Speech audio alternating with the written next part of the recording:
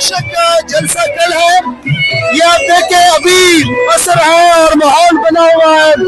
پشاور کے لوگ جو ہیں وہ چاہتے ہیں کہ یہاں پہ ان کے دھرتی کے اوپر امن ہو۔ عمران خان نے امن کے لیے کال دی ہے، امن کے لیے کل لوگ نکلیں گے، حقیقی آزادی کے لیے لوگ نکلیں گے اور انشاءاللہ تعالی عمران خان کی رہائی کے لیے لوگ نکلیں گے۔ یہ جو جلسہ گاہ ہے یہ کم پڑ جائے گا صرف پشاور کے لوگوں کے لیے انشاءاللہ تعالی۔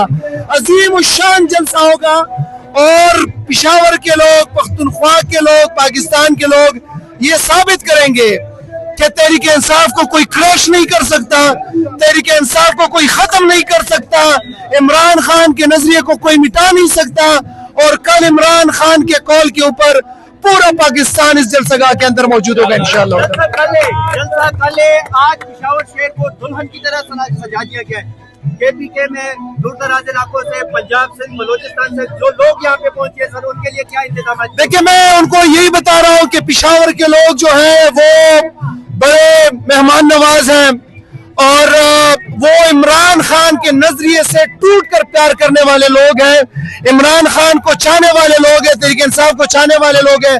ہم پورے پاکستان سے تمام پاکستانیوں کو ویلکم کرتے ہیں۔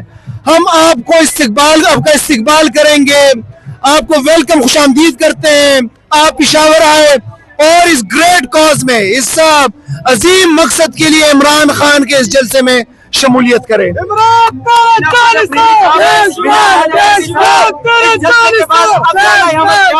دیکھیں خان صاحب نے اناؤنس کیا، پورا پاکستان امڑ آیا، اور عمران خان گیم بنانا جانتے ہیں، وہ مومنٹم بنانا جانتے ہیں، وہ جانتے ہیں کہ کون سے ٹائم پہ کون سا پلے کرنا ہے۔